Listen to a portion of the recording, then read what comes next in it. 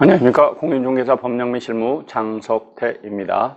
자, 오늘은 용어의 정의 하겠습니다. 중개서부터 시작하겠습니다. 자, 중개라는 용어의 정의는 개념을 정확하게 알고 계셔야 됩니다. 먼저 중개라 하면 제3조 규정에 의한 중개대상물에 대하여 거래 당사자 간의 매매, 교환, 임대차, 그 밖의 권리의 득실 변경에 관한 행위를 알선하는 것이라고 정의하고 있습니다.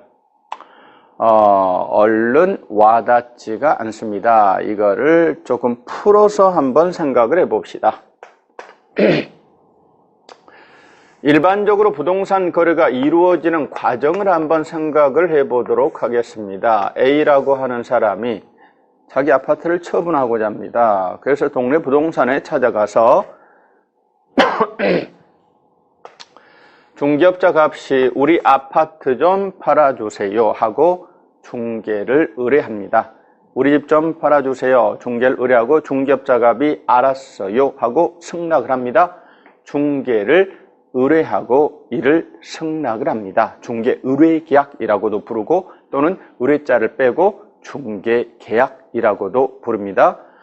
현재 우리나라에서 중개계약은요 어떻게 체결이 돼요? 서면에 의할까요? 대개는 말로 할까요? 말로 하죠. 우리 집 좀 팔아줘요. 알았습니다. 말로만 합니다. 그런데 현실적으로 중개업자는 접수 처리는 하지요. 몇 동 몇 호 팔아드립니까?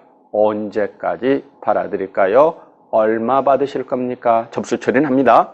자, 그리고 중개업자 값은 이제 A의 물건을 소화시켜 줄 수 있는 매수 가망 고객 확보를 위해서 노력을 할 겁니다.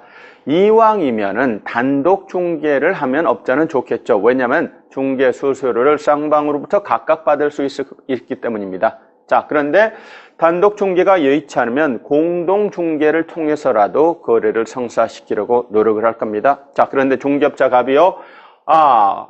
단독 중개를 했네요. 가망 고객 B를 발견했습니다. 어느 날 B가 우리 사무소에 찾아와가지고 집을 사겠다고 합니다. 오케이. 자, 그러면 중개업자 값은요, B로 하여금 A주택을 매수하도록 여러 가지 서비스를 제공할 겁니다. 권리 분석도 해주고, 정보도 제공하고, 조언도 하고, 현장 안내도 해줍니다. 또한 조건에 대한 절충 교섭 조정, 또는 좋은 말로 꼬시기도 하고 압박을 하기도 합니다. 그래서 A로 하여금 매도 결심을 이끌어낼 수 있도록 B로 하여금 매수 결심을 하도록 중개업자 값은 여러 가지 노무 서비스를 제공합니다. 자, 그래서 결국에는요, A하고 B 간에 아파트 매매 계약을 체결하게 되었습니다. 자, 이처럼 권리를 이전하고자 하는 자와 취득하는 자 사이에 매매계약 또는 교환계약 또는 임대차 계약이 체결됩니다. 이런 계약을 우리가 통칭해서 거래계약이라고 부릅니다. 사실은 부동산 거래라고 하는 것은요, 그 부동산상의 권리 있죠? 권리의 득실 변경을 가져오는 게 부동산 거래예요.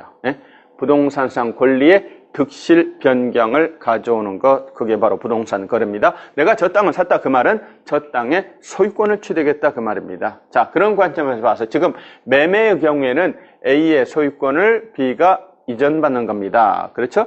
결국 부동산 거래는 부동산상 권리의 득실 변경을 가져오는 겁니다. 자, 그래서 A는요, 권리를 이전하려는 자라고 볼 수 있고 B는 권리를 취득하려는 자라고 볼 수 있어요. 이와 같이 권리를 이전하려는 자와 취득하려는 자 사이에 체결되는 매매계약, 교환계약, 임대차 계약을 우리가 통칭해서 거래계약이라고 부릅니다. 먼저 중개계약 체결하고 열심히 중개 활동을 하고 그 결과물로서 거래계약이 체결이 됩니다. 이와 같은 계약의 체결을 중개의 완성이라고 하고 완성이 있어야 중개업자는 중개 수수료를 받으실 수 있는 겁니다. 자, 그러면 봅시다. 자, 먼저 중개라고 하는 것은 제3조 규정에 의한 중개대상물에 대하여, 그렇죠? 우리가 지금 공부하는 건요, 부동산 중개고 부동산 중개업입니다.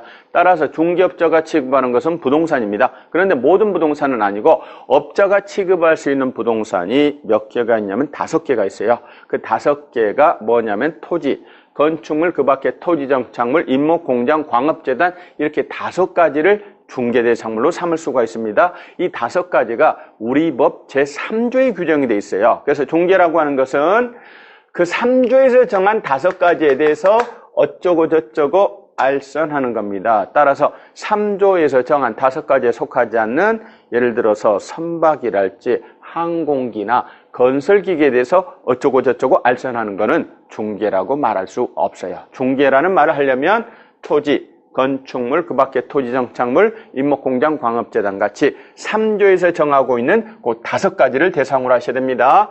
거래 당사자 간에 매매계약이 체결되도록 알선하는 거예요. 알선이라는 말은요, 남의 일이 잘 이루어지도록 두루두루 힘을 써주고 도와주는 것, 이거를 알선이라고 합니다. 그들 간에 매매계약이 체결되도록 알선하는 것입니다. 또 교환계약이 체결되도록 알선하는 것입니다. 또 임대차 계약이 체결되도록 알선하는 겁니다. 지금 계약의 당사자는 누굽니까? A하고 B가 당사자입니다. 중개업자는 당사자입니까? 거래 성립을 도와주는 제3자입니까? 그래요. 여러 가지 서비스를 제공해서 그들 간의 거래가 성사되도록 도와주는 제3자예요. 중개업자는요, 너무 서비스를 제공할 뿐이에요. 중개업자는 사실행위를 하고 결과적으로 그들 사이에 부동산 거래계약이 체결되는 겁니다. 그렇습니다.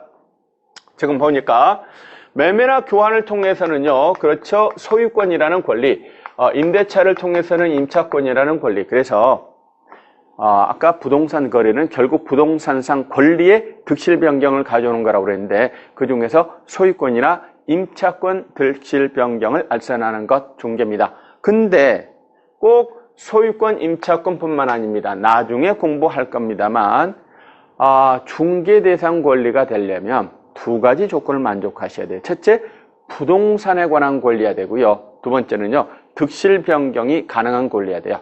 득실 변경이 가능해야 중개업자가 알선할 수 있는 겁니다. 득실 변경을. 자, 그래서 소유권이나 임차권뿐만 아니라 지상권, 지역권, 전세권 같은 용익물권이나 또는 저당권도 중개 대상 권리가 될 수 있어요. 자, 그래서 중개업자가 그들 사이에 지상권 또는 지역권 설정 계약이 체결되도록 알선하는 것, 이것도 중개입니다. 또는 전세 계약이 체결되도록 알선하는 것, 또는 저당권 설정 계약이 체결되도록 알선하는 것, 이것도 중개예요.